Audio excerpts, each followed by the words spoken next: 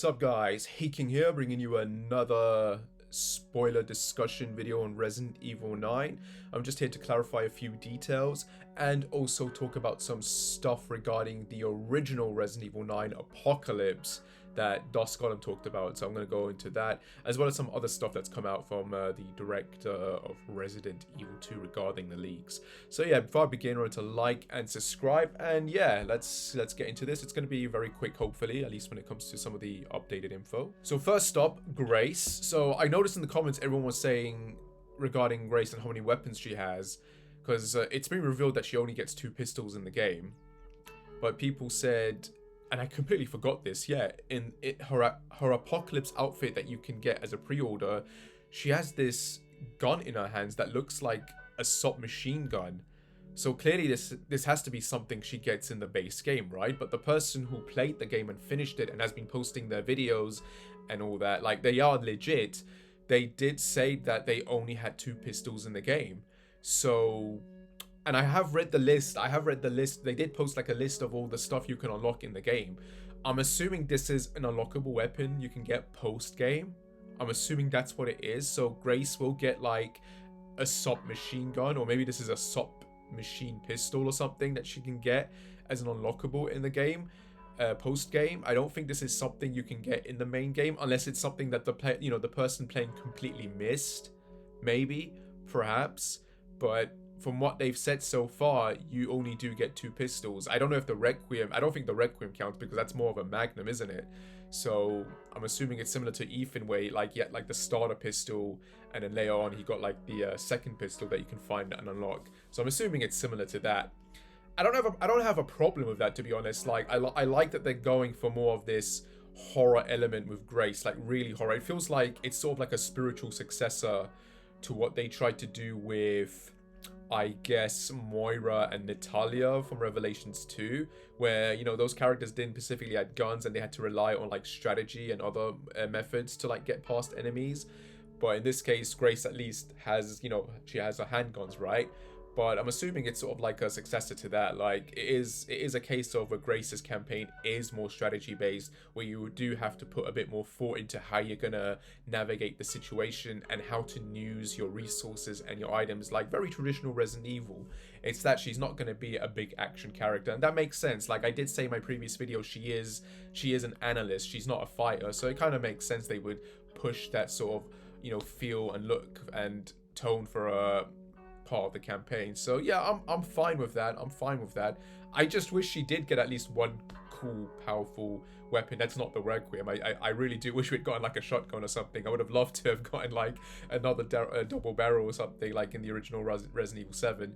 But I'm fine with it. It makes me more excited to play it, because now it's like, okay, how am I gonna play this? How am I gonna think about what enemies I'm gonna actually use the injector on, or what enemies I'm gonna avoid, or what enemies I am gonna try and defeat. So yeah, that's gonna be a fun thing to sort of think about and strategize when playing the actual game. But yeah, I also heard that Grace only gets like 1 boss apparently, and that is the Hag. Like, that is her boss apparently. But every other boss you fight as Leon. So yeah. That's fine. I don't mind that. I don't have a problem with it, because I did hear that Grace's campaign is good. It is intense and it is good. So I'm definitely looking forward to it. Definitely looking forward to it. But yeah, that's that. Yeah, this is more to do with like some of the questions I got. Like, sorry if I don't answer questions on Instagram and that. To be honest, I really don't like interacting on Instagram. Like, I don't even know why I have that linked there. Like, I wasn't really thinking when I was doing that stuff. Like, you know, if you want to talk to me or communicate with me, I prefer Twitter, to be honest, or X as it's now called. But I did get some questions there, and some people wondering. Well, by the way, thank you for those who were just like trying to get in touch and say how much they enjoy my content. I appreciate that. Thank you. But for other people who were asking me questions like, you know, regarding the leaks and that, in terms of they're trying to post their own spoilers and talk about it. I would if you want to talk about Resident Evil 9 spoilers in your own videos, do not, I repeat, do not use footage or images that have been leaked or from the final version of the game. do not do that, because you are going to get copy striked. Capcom, there's some sort of algorithm that is going to find that stuff and realize, oh, this is not from any other trailers, whatever that's been officially posted.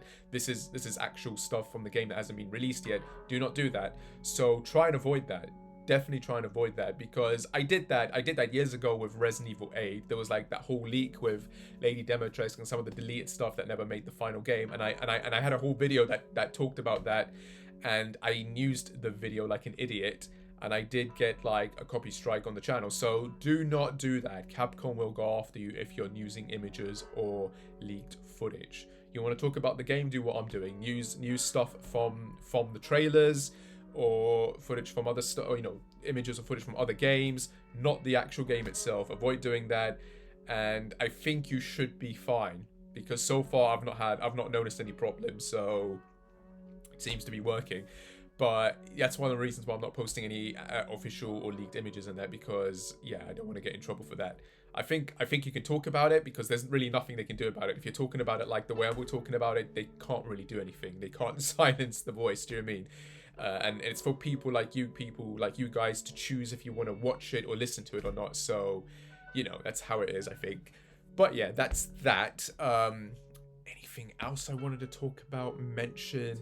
Oh, I don't think the game ever reveals to you how Sherry or Leon got infected in the first place, because apparently it is a T virus based infection. I think they do say that, but they never say how. You're just meant to assume it's something they got when they were in Raccoon City, but then it's weird that the other characters who are infected aren't mentioned. Do you know what I mean? Like, surely, does that mean Claire wasn't infected? Does that mean Ada wasn't infected? I don't know what's going on there. Maybe it is a case of this is a plot thread they're gonna go through with other characters in other games, because Capcom have made it very clear that they don't want to keep. I think they don't want to keep making games set in the in the time period that it's released in. So they do want to kind of go back in the timeline and tell stories in between games. So, you know, it's very possible we could get a game before the events of RE9 that has us playing as Claire or Ada, and they're infected and they're dealing with it. And then, you know, the game ends and it has like an epilogue to Resident Evil 9, and Leon or whatever meets them, is like, hey, I've got the cure now. So maybe it's something like that. I don't know. So I'm really hoping that there's files in this that will explain that. I also learned from reading Spooky Who's Twitter today that, you know, there's the DLC, right, with the 1998 Raccoon City files. Apparently, if you get that DLC, what happens is there's like 4 files or something specific that you can find as you're navigating Raccoon City during the campaign, and that will unlock, if you find all 4 files, apparently that will unlock a special charm. So yeah, I'm very curious about how that works. That sounds like a fun thing to add in and do.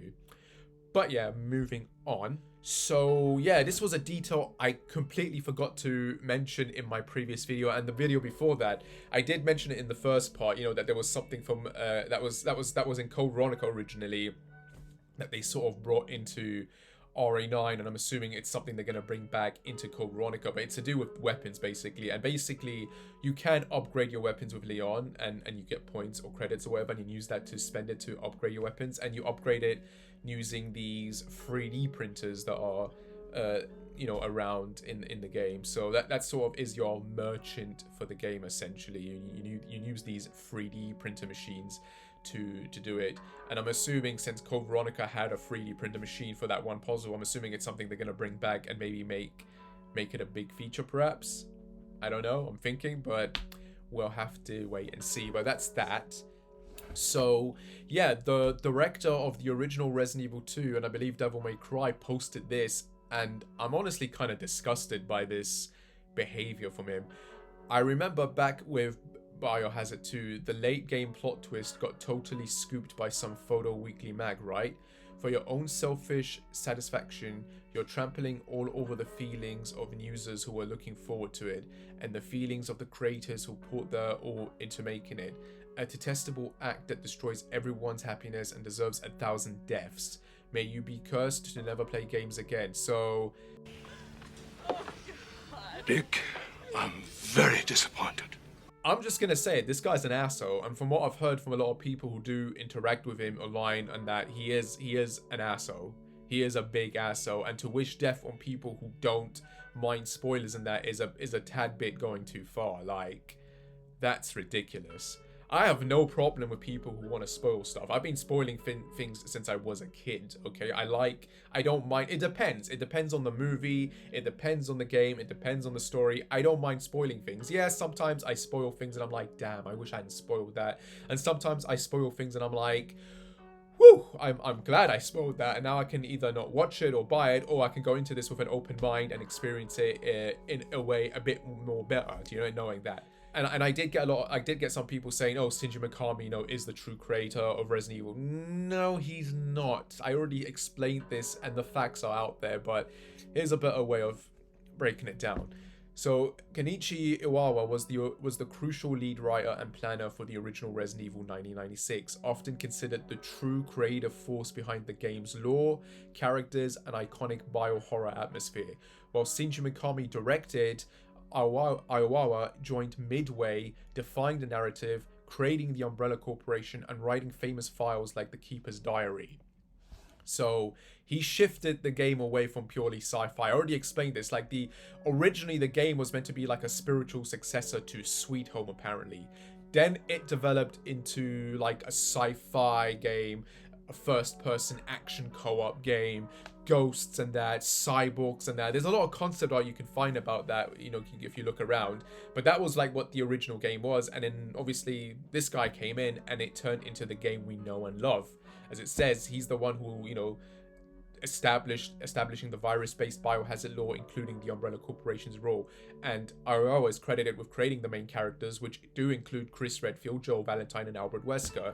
And apparently he did write the in-game text files, like the ones that established the law, such as the Keeper's Diary, Researcher's Will, and Memo, Plant 42, etc., etc. He was the one who contributed to the horror elements, including the famous zombie head-turning scene, and introduced several horror mechanics such as limited ammunition.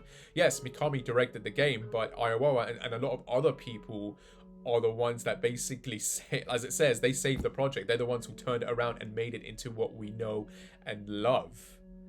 And for whatever reason, Shinji Mikami is the one that got all the credit. It's one of the reasons why I keep saying he should not come back to the series, because again, this is a video for another time, but yeah, maybe he's a good game developer, but when it comes to story and lore, he doesn't care about that. He doesn't. Look at, you want a big example? Look at the game he directed. What was it? It was called Vanquish. Like, I played that, I feel like, when it was released, like, as a double feature with Bayonetta. I played it. I never played it before, but I played it then, and it's like, yeah, it's got some cool gameplay, but overall, that's all it is. It's just a shooter game with the same sort of mechanic over and over again. There's no real story or anything going in there, so it was pretty boring. And then Evil Within, like, as a game, it's great, visual tones and that, but as a piece of story, it was a mess. Like, the guy who ended up doing the DLC, like, ended up directing, I think, and writing Evil Within 2, and that, for me, at least story-wise, was a bit better handled versus the original game. But it's just a case of showcasing, yeah, Shinji Mikami is not good when it comes to stories and that, so he's no Hideo Kojima, basically.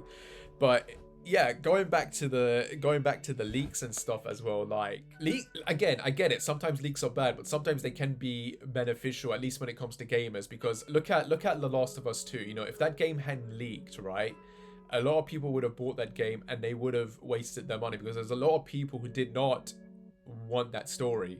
I certainly did it. When I saw the leaks for that, and there's a video of this I did back in 2020, I saw the leaks for that and I immediately cancelled my pre-order.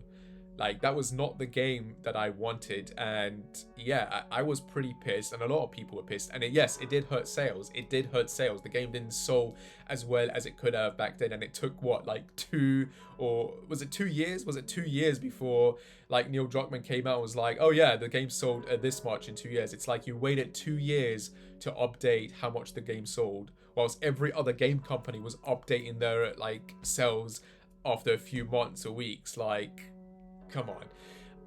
And then of course you had God of War Ragnarok, which leaked as well, and people liked those spoilers and were like, okay, this actually sounds good. Boom, game sold well, and it did well reception wise, and a lot of gamers liked it. Like, leaks I get it, can hurt a game, but they can also help depending on or not if it's good. Like, and like I said, Resident Evil for me is a series that is, you're either gonna love it for the story or you're gonna love it for the gameplay, or you're gonna love it for both. And me, I love it for both. So even if the story doesn't hit as hard, I still want to play it for the gameplay, like, and the tone and the atmosphere, etc., etc. So I'm in it for that. Do I want a good story? Yes, obviously. Am I gonna get that all the time? No. Like, this is the Resident Evil series. It's not perfect. There's always a bit of a hit and miss or a mid thing when it comes to like the plot and characters. But it's a franchise I love, and I'm always gonna give it a chance. But yeah, it is what it is. Like, if you don't want to get spoiled, you simply don't look at it. It's as simple as that. You have people write and like, here's some spoilers, and then someone will go in, read those spoilers, and then say, oh, you spoiled me. Why did you spoil me? I didn't want to read this. And it's like, the thread is literally says there's spoilers in there. Why would you come in here and watch or read this and then spoil yourself? You're the one to blame. Like, we're not to blame if we're leaking this. It's your own fault. You have free will to not read or watch the spoilers. So, do you know what I mean? But yeah, moving on. So yeah, let's read the stuff from Dusk Golem. So this is to do with the original Resident Evil 9. I'm going to talk a little bit about what I've heard for a while. This is not my first time saying it, but relevant to this thread. Resident Evil Apocalypse, the scrap version of RE9, was very close to what many vocal sides of the RE fanbase think they want. It was a big everyone's here deal. Leon, Jill, Ada, and Sheva were playable. Chris and Claire had big story roles. It was an online multiplayer open world deal set on a fictional Singapore island with the crew up against the corrupted BSA, and I'm assuming the connections. But that version was scrapped for various reasons, and Capcom had a bit of an epiphany during it, and I think they're fully correct in their realization. Though that's what a lot of the fanbase claims they want, it ultimately is just fan service and pandering. It's cannibalistic for the series' future. It's trying to appease a fanbase who want everyone and their favorites to appear, want updates on everyone, and trying to cram all of that into one game just ends up in a very messy situation that doesn't grow the brand. It in many ways narrows it. I think Capcom's ultimate idea with Requiem is both to finish up some things and open up things for the future of the franchise, but not everything.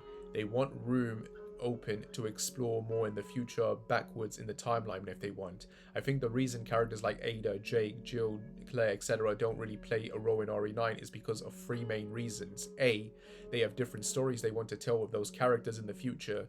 B, they want the RE cast to not be so homogenized and together as that's antithetical to the horror direction of the series. And C, they want the characters they focused on to matter more for the story they're telling. On a personal level, I don't agree with the sexism comments. If you break down the cast of RE9 and their importance to the plot, there's more female characters and a lot of the story is carried out by female characters. It's just not the female characters people want to see, so I do think that's being used as a bit of a crunch to try to validate what they actually want, which is that people want to see more characters we haven't seen featured in a while. RE9 was decided early to focus on Raccoon City and Leon, and I get somewhat upset with that, but I do think it's the last time we'll see Leon as a leading role in a while. I don't remember what that end part that's like spoiled fit. I think he does say he is alive in there, but I am kind of disappointed we didn't get that Resident Evil game, but at the same time, it does feel like it would have been Resident Evil 6 2.0.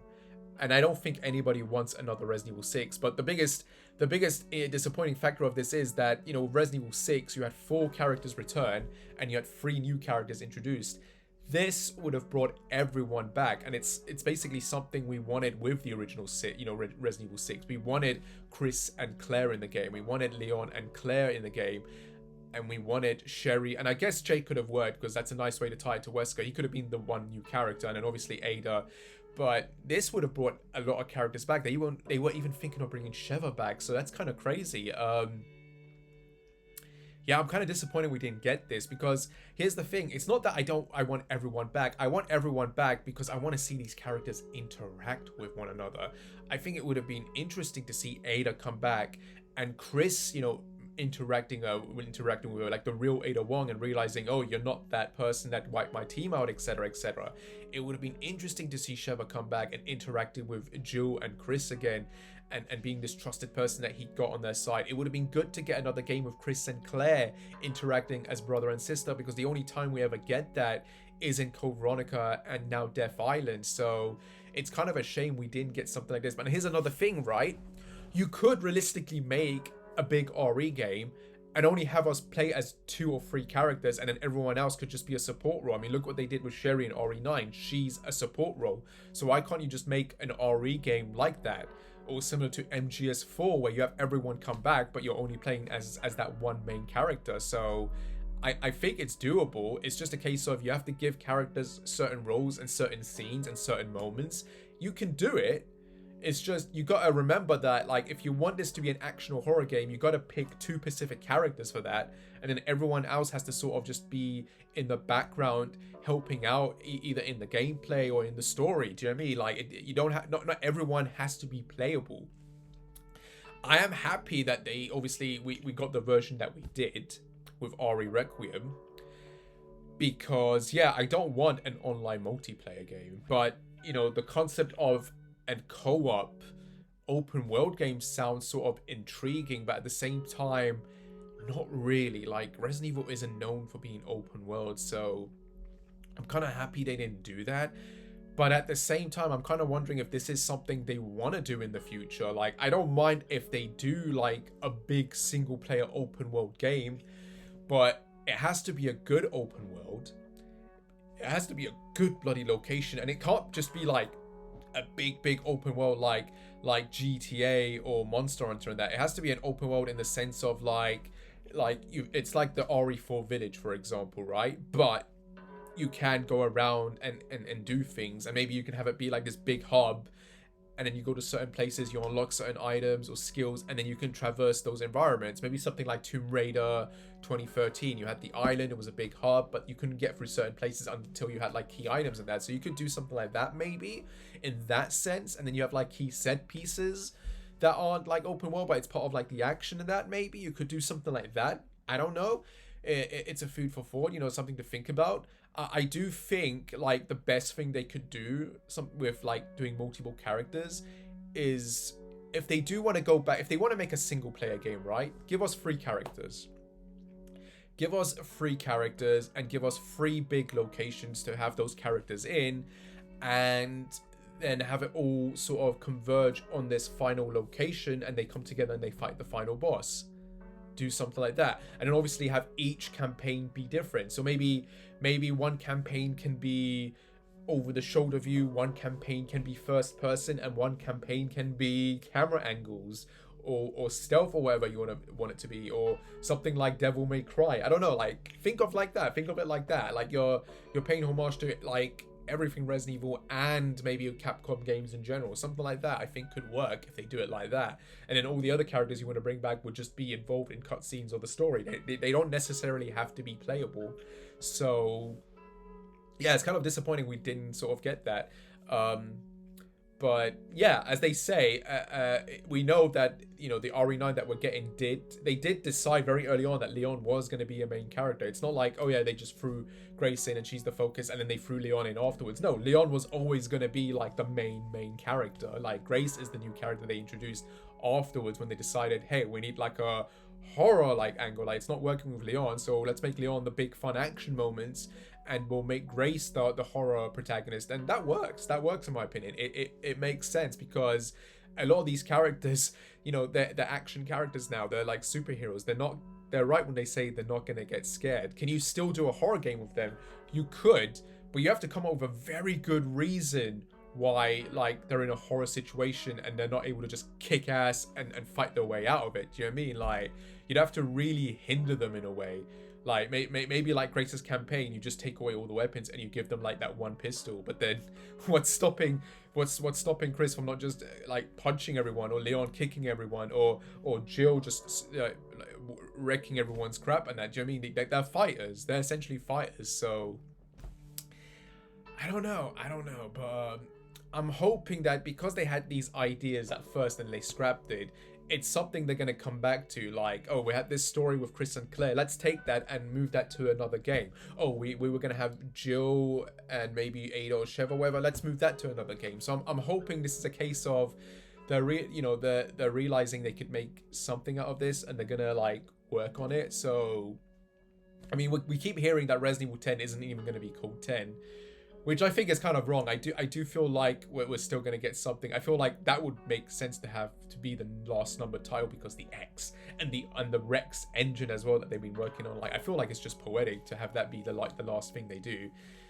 But if it is true it's coming out in 2029, we'll find out soon enough, innit? But yeah, that's that really, guys. I'm very curious what they're really gonna do. Like, I'm just really looking forward to finally playing this game, but I'm also looking forward to knowing what the DLC for this is going to be, because we know it's hinted at that it's most likely going to be Alyssa, but obviously reading some other sources, they're saying that we're going to get 2 DLCs, so I'm assuming one is Alyssa and one has to be something else, right? Is that going to be with Chris, or is that going to be with someone else like Claire or maybe Ada or maybe Jill? I'm hoping it's one of those. I'm hoping it's one or the other, like, and it's going to be used to wrap up maybe another loose end, but we won't know until we see it. I'm also wondering whether or not maybe they're going to take this Apocalypse game that they were doing and they're going to turn it into like a Mercenaries or an online component for Resident Evil 9 perhaps. Like, obviously the post-game stuff hasn't been announced yet.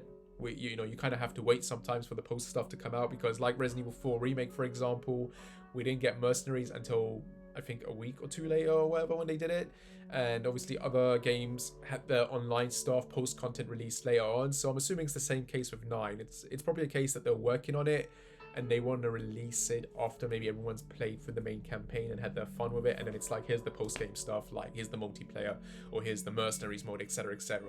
I'm hoping it's a Mercenaries mode, and it's an updated Mercenaries mode with every character included, because that would be kind of cool to see.